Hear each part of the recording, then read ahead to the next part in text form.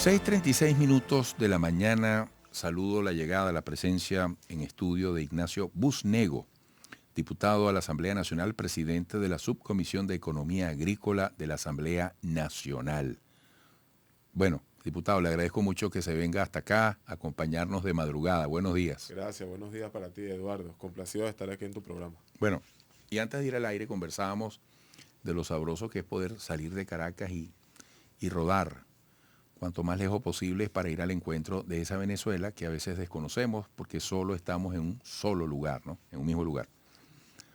Y la Subcomisión de Economía Agrícola y Sector Ganadero están proponiendo crear un fondo de inversión. ¿Cómo surge esta idea?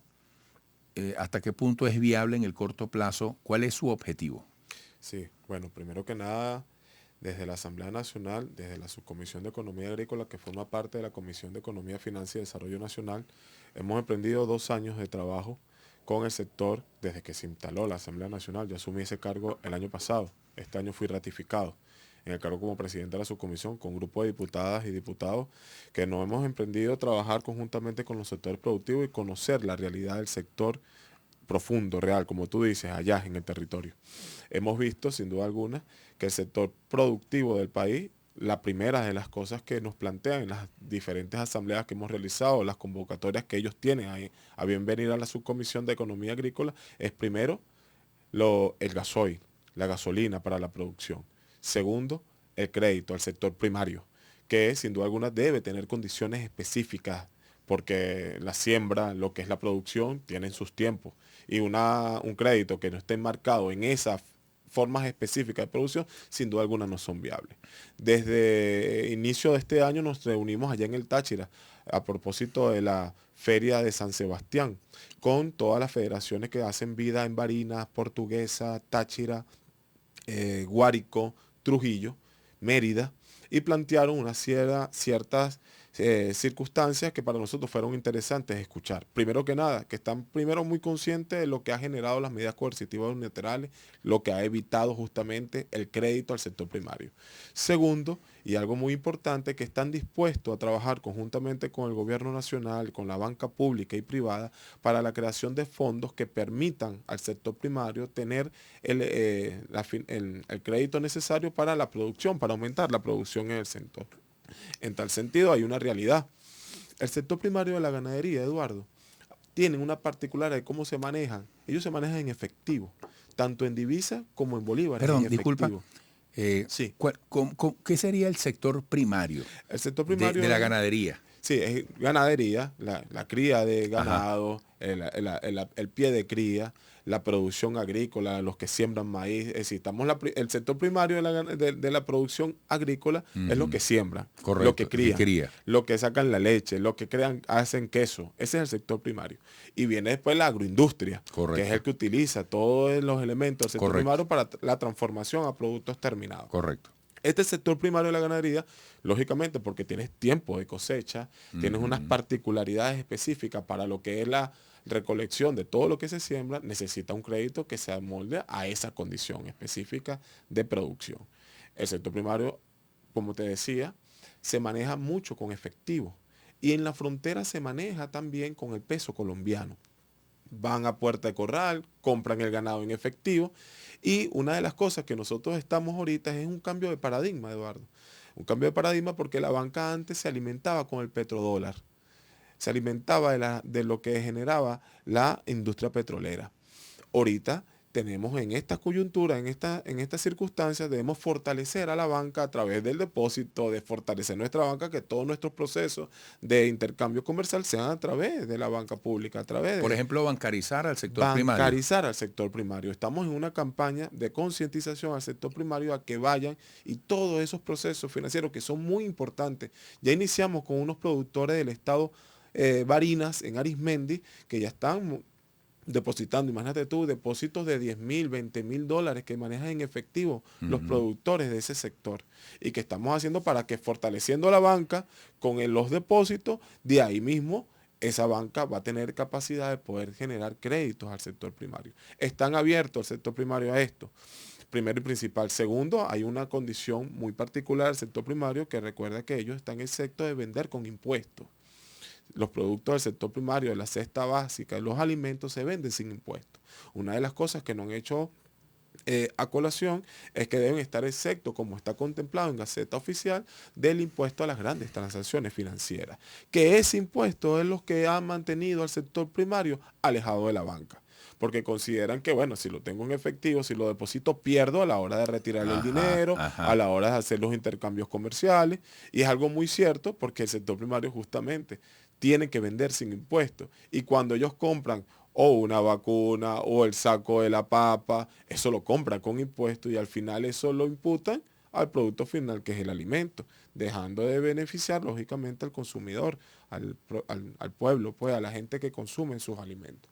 En tal sentido estamos nosotros haciendo las coordinaciones pertinentes con el sector primario, estamos asistiendo a cada uno de los estados, vamos a un trabajo importante con ese sector para reunirnos con la banca y sector primario, hacer los aportes al ministro de Tierra, al ministro Castro Soteldo, comandante Castro Soteldo, con respecto a todas estas experiencias que hemos tenido. Allá estuvimos en Táchira con el gobernador del estado Táchira, Frei Bernal, y con el ministro de Tierra, Castro Soteldo, y tuvimos reuniones con este sector para escucharlo y hacer un plan de atención y de concientización de la realidad del campo en vista de lo que estamos esperando para este año, que es continuar con el crecimiento de este sector tan importante del país.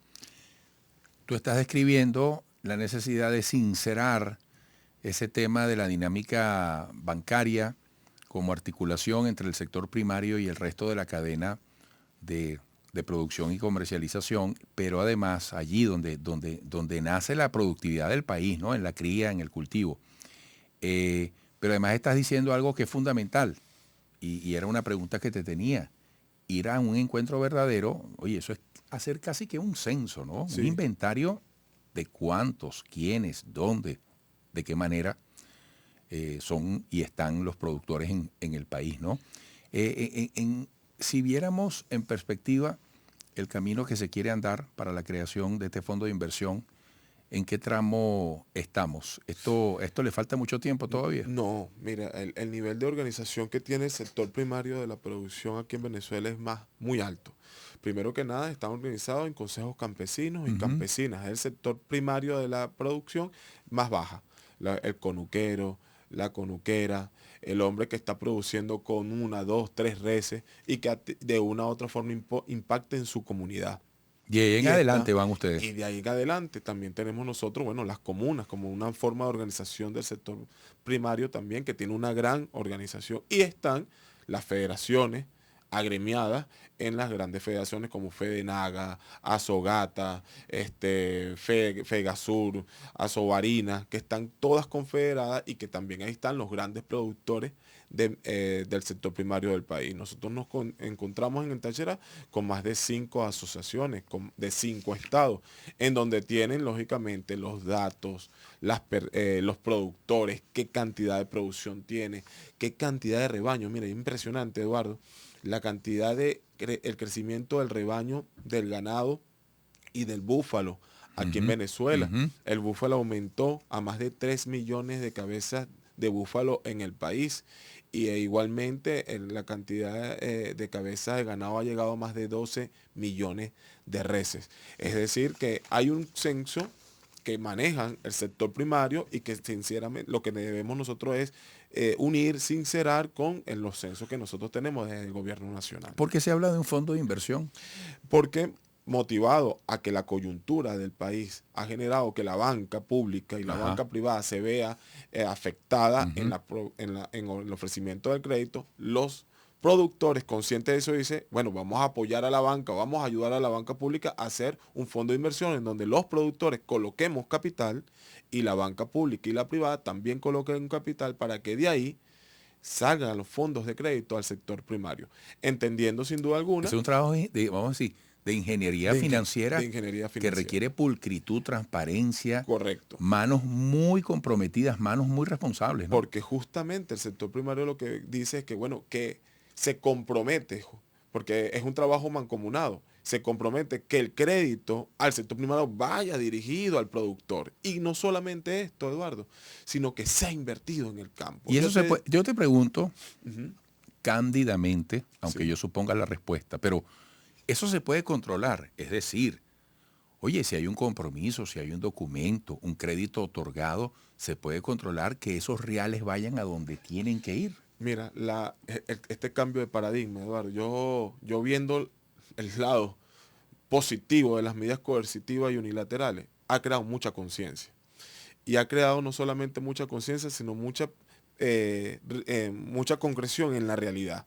Antes tú sabes por qué no ocurría eso y había, discúlpeme lo coloquial, Sí, sí. Eduardo, nos tiramos a la banca Ujú. porque entregamos créditos que no se fueron supervisados Así y ese es. dinero se fue del país. Así es. Y no se invirtió en la producción primaria, en la agroindustria. Eso ocurrió en Venezuela, en la bonanza Es decir, petrolera para de que más de se 10 años. entienda, para que se entienda, Sí.